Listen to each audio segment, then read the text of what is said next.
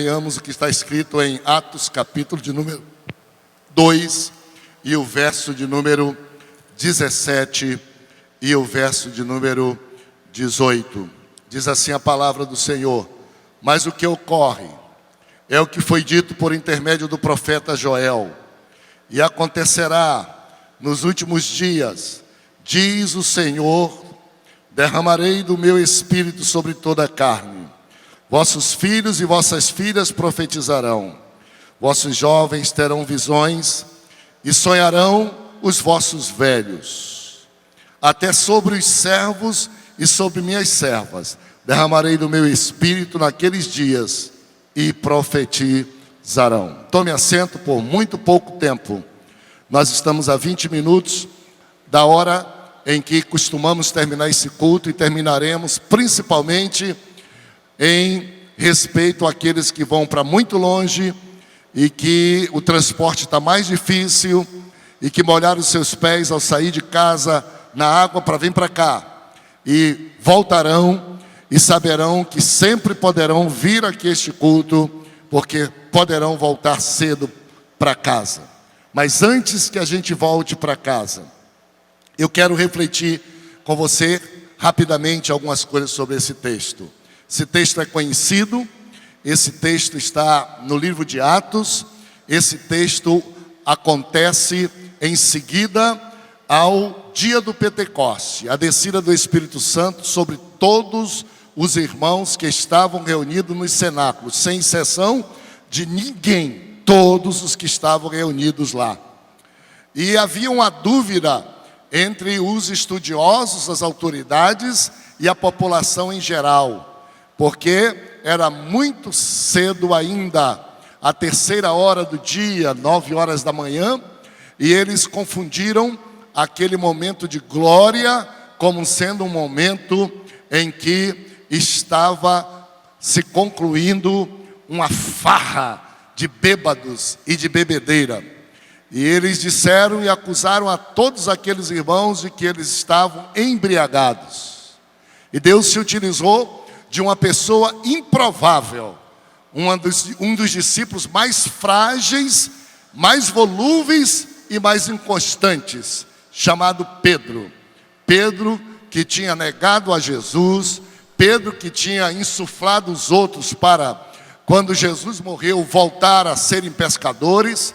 Pedro que havia dito para Jesus que Jesus não deveria se deixar levar à cruz e ser crucificado e morto, e o Senhor teve que dizer para ele que ele não cogitava das coisas de Deus e dizer que ele fosse arredar-se para trás Satanás, porque ele não cogitava das coisas de Deus. O Espírito Santo usou Pedro num dos maiores pregações. Ele não parecia ser o mesmo. Ele levantou e ele falou: varões judeus, varões irmãos, habitantes de Jerusalém e visitantes que aqui estão para o Pentecoste, esses que aqui estão não estão embriagados, sendo essa a terceira hora da manhã. Já tinha passado, já dava para passar ressaca, não tinha mais nem bêbado nenhum lá em Jerusalém, muito menos eles. Mas o que está acontecendo é aquilo que Deus, através do profeta Joel, naquela época, havia falado há 800 anos antes. Hoje, há quase 3.000 anos. E ele repetiu, o Espírito Santo fez ele lembrar, porque não deu nem tempo ele procurar o rolo. Naquele tempo não tinha a Bíblia aqui no papel e nem tinha a Bíblia eletrônica que a gente carrega. Eram rolos imensos que só para localizar demorava muito tempo. O Espírito de Deus fez ele dizer: mas o que acontece aqui é o que o profeta Joel disse. Em nome de Deus, e será que nos últimos tempos, diz o Senhor soberano, o Senhor dos exércitos, derramarei do meu espírito sobre toda a carne. E detalhando essa afirmação genérica, o Espírito de Deus falou por Joel, e Pedro não se esqueceu, e disse: vossos filhos e vossas filhas profetizarão, vossos jovens terão visões, e vossos velhos sonharão sonhos. E diz mais o texto da Bíblia, no verso de número 18, até sobre os servos. Algumas traduções da Bíblia dizem meus servos, e por isso faz com que a gente queira entender que está se referindo somente à igreja como um todo.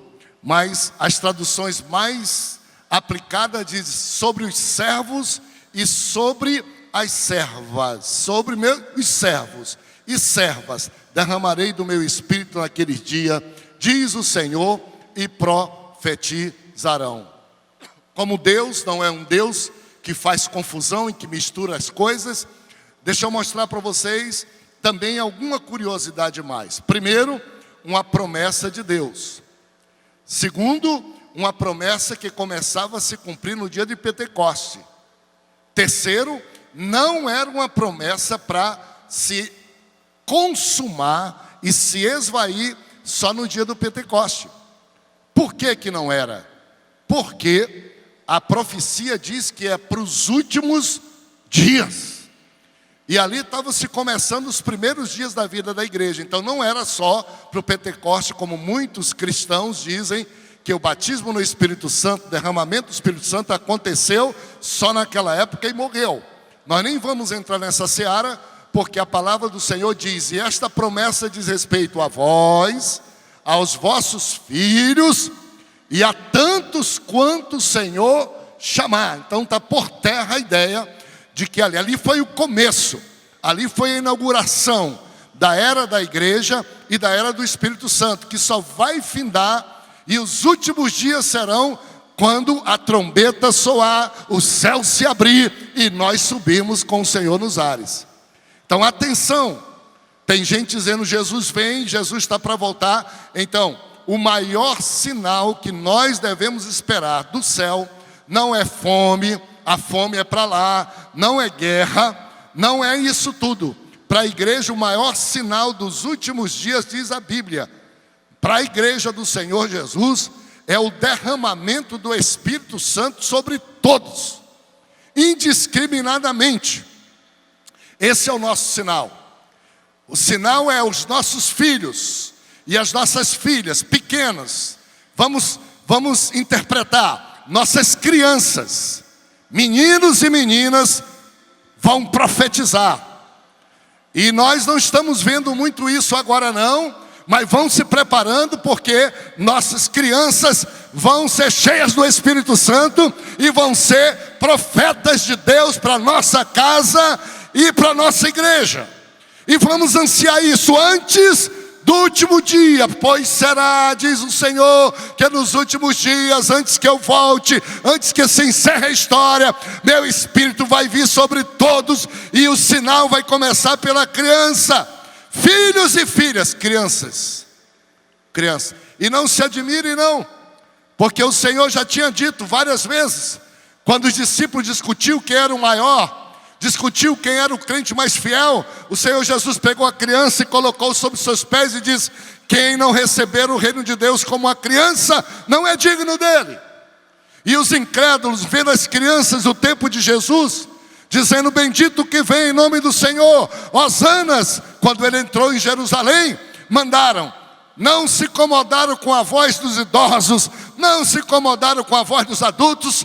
Os chefes da religião disseram, Jesus, estas crianças manda que elas se calem. E Jesus aproveitou e disse, vocês não sabem que está escrito que da boca das crianças é que sai o mais perfeito de todos os louvores, a melhor pregação e a melhor profecia. Porque quando uma criança é usada por Deus, a gente não duvida. A gente não pensa que ela inventou, a gente não pensa que ela sabia da vida da gente, a gente só tem uma saída, é acreditar. E tem criança que já está fazendo isso, nós é que também não estamos querendo ouvir. Hoje eu estava tratando de um assunto, eu e minha esposa, e conversando com um casal, e eles estavam dizendo das dificuldades que estavam passando. um pouco à distância, e no meio do papo, e no meio da conversa, a gente procurando consolá-los, um deles disse para a gente: olha, meu filhinho está muito engraçado. O filhinho tem o quê? 1 ano, 2 anos? Está muito engraçado. Isso é mesmo? Está engraçado demais. Ele disse: ele agora acorda todo dia de manhã e ele canta a música assim: apesar das feridas, apesar das desilusões, eu te exclamei. Todo dia ele acorda isso. No meio da conversa dele, dizendo do problema dele, Rebeca estava do meu lado e disse assim: essa criança está profetizando todo dia de manhã para vocês.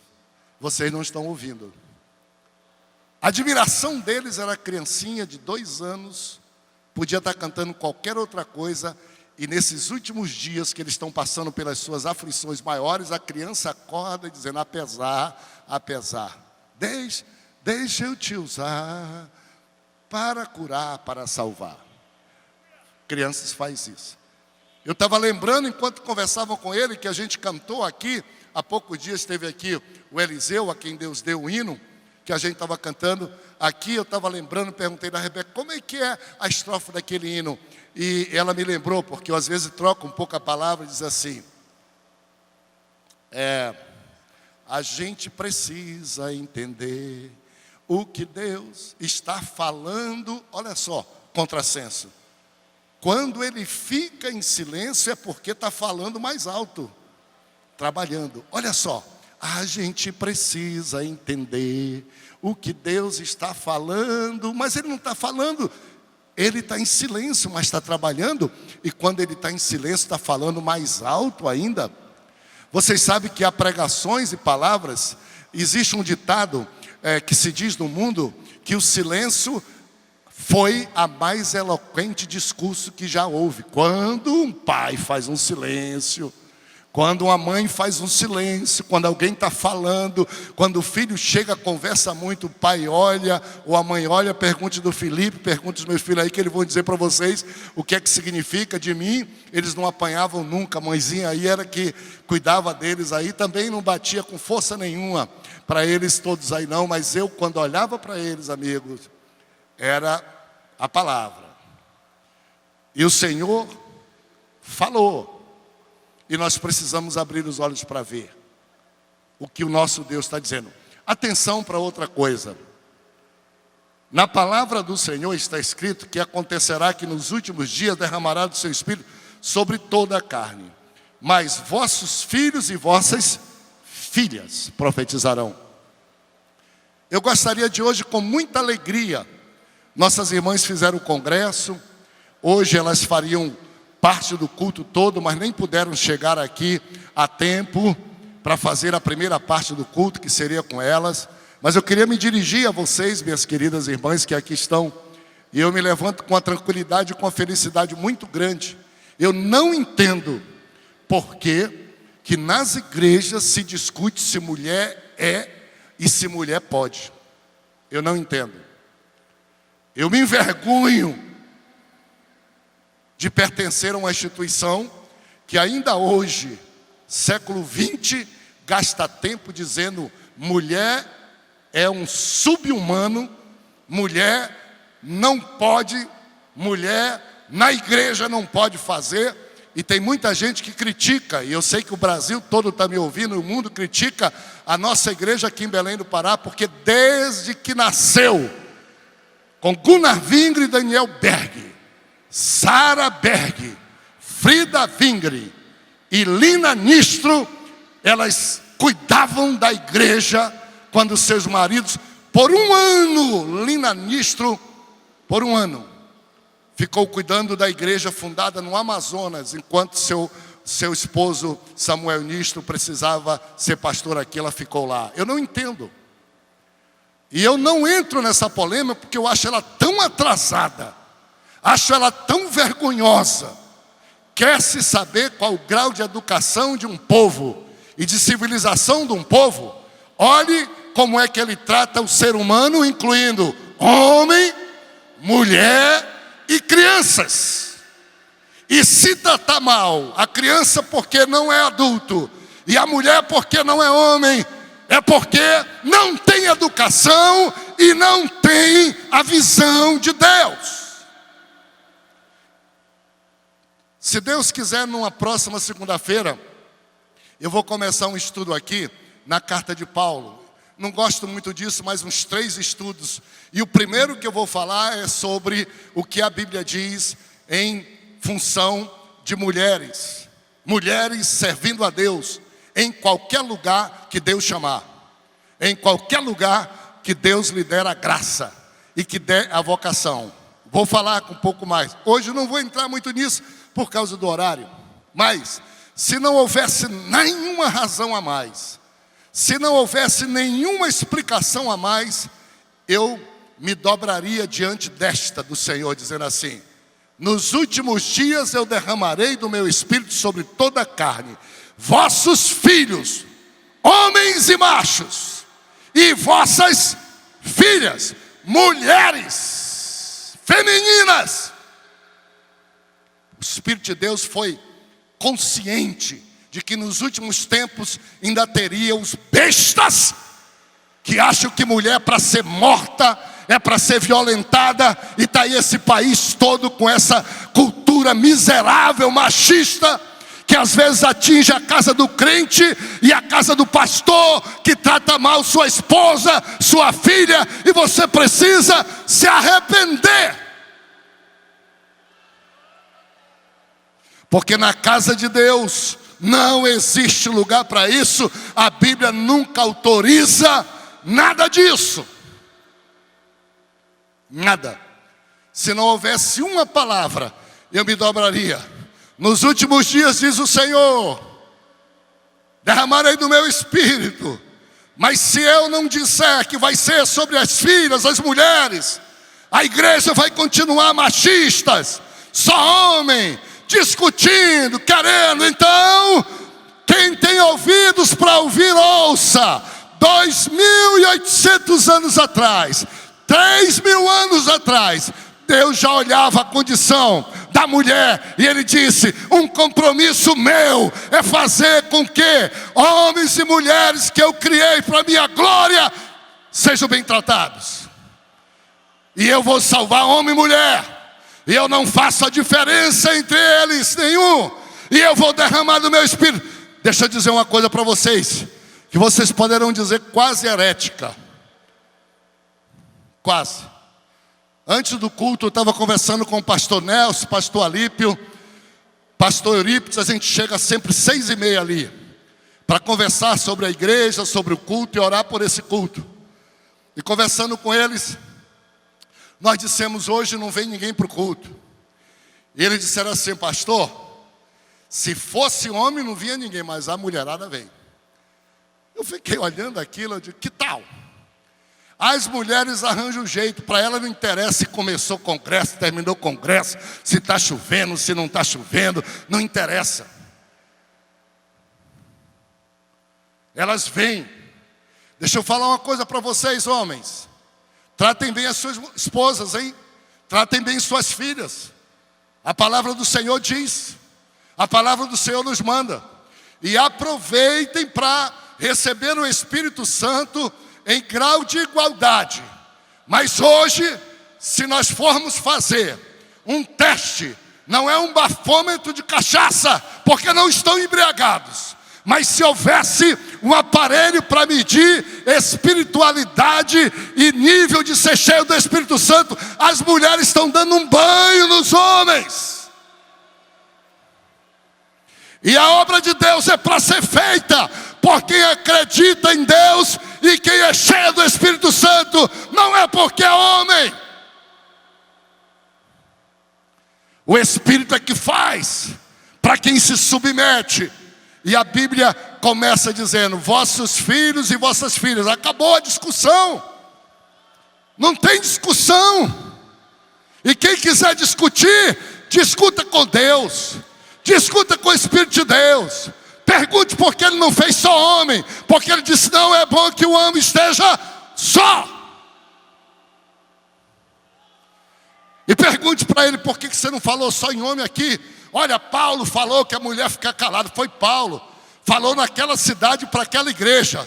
Porque naquela cidade, as igrejas que tinham lá, as mulheres eram admitidas no templo como prostitutas cultuais. E os sacerdotes, como hoje vocês estão vendo aí, um monte preso. Inclusive, às vezes algum pastor. Porque a imoralidade e uma casta de pessoas eram tidas na igreja, como hoje você vê por aí, não quero falar, muita gente preso, que tinha as mulheres, e os homens proibindo o homem casar, a mulher casar, mas violentando as mulheres nos conventos e nos mosteiros.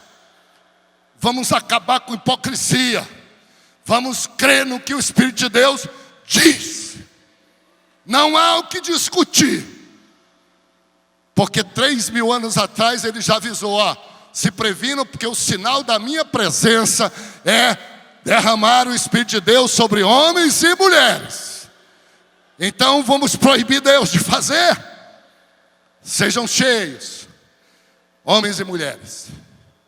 Então nós já aprendemos algumas coisas. Por fim, o verso de número 18. Até sobre meus servos e minhas servas. Algumas pessoas pensam que é redundância. Na verdade, no tempo de Jesus, na sociedade, a escravatura, a escravidão, que a palavra aqui correta é até sobre os escravos e escravas, que eram considerados como objetos e animais. Na filosofia daquele tempo, escravos, pessoas que tivessem peles escuras e nascidas de qualquer descendência, eram chamados escravos e dizia que não tinha alma e não precisava viver, que era burro de carga para ser comprado e vendido como objeto. Inclusive o Brasil fez isso durante muito tempo. E o Senhor, pelo seu Espírito, 2.800 anos, disse assim, pode se preparar. Um sinal da minha presença, um sinal da minha vida na igreja vai ser exatamente, ainda hoje, vocês aí têm dificuldade de pensar, mas eu vou derramar do meu Espírito e abro o olho. Que se ainda tiver alguém desprezível, que vocês não aceitam, que vocês não recebem, eu vou encher do Espírito Santo eles também. E ser cheio do Espírito Santo, meus irmãos, é o maior termômetro, é a melhor medida para a gente, como servo de Deus, respeitar e andar. Vou dizer para vocês como é que foi a história. Pedro, esse Pedro que nós falamos, medroso. Um dia, ele estava orando, e o Espírito de Deus disse, olha, vem gente aí, vai te chamar, para te ir lá, onde está Cornélio. Ele lá está orando, está precisando. E quando vierem aqui, tu vais. E ele todo cheio de dedo, porque era apóstolo. O Senhor ainda disse para ele, quando ele dormiu, mostrou descendo um lençol branco, grande, e sobre o lençol, vários animais. E Pedro estava com fome. E o Senhor disse, pega e come. E disse, Senhor, não, eu sou puro demais, eu sou judeu, eu não como animal de qualquer jeito. Ali eu estou vendo porco, não me serve. Ali eu estou vendo animais que ruminam, não me serve. Estou vendo animais que têm a unha cortada ao meio. O sacerdote disse que não, minha fé não permite. O Senhor disse, ei rapaz, eu estou te mandando, mata e come. E deixa de besteira e não considere impuro o que eu considerei puro. Te dobra. Deixa de inventar coisas. Lá para ele. E lá foi ele, todo cheio de dedos, chegou lá, com a casa de Cornélio. E Cornélio disse, nós estamos aqui para se ouvir. Dobrou os joelhos e disse, nos conta toda a palavra da vida. Nos diz qual é o segredo da vida. E Pedro começou a falar. E a Bíblia diz que quando ele começou a falar, o Espírito de Deus veio sobre aqueles gentios. E diz a Bíblia que Pedro não pôde continuar, porque a palavra dele já não servia para nada. Ele disse, eu estou falando bobagem, porque o Espírito de Deus já está dentro deles, eles já são salvos. Olhe só o Espírito de Deus, e falaram em língua. E Pedro disse assim, lembrou-se do dia do Pentecoste. E Pedro, com medo, levou alguns líderes com ele. Levou alguns líderes judeus. E Pedro, quando viu aquilo, começou a ficar com medo de ser criticado pelos líderes. Leiam na Bíblia, capítulo 10 de Atos. E os líderes começaram a olhar, talvez diz, para com essa reunião, repreende eles. Nós não sabemos se eles são crentes, nós não sabemos ainda, nem mal chegamos aqui. E Pedro olhou para eles, cheio do Espírito de Deus. Nessa hora, ele já tinha feito esse discurso. E ele já tinha lembrado lá da visão que Deus deu do lençol com os animais. Disse assim: quem sou eu para negar o batismo em águas a estes cujo o Senhor já batizou com o seu Espírito Santo?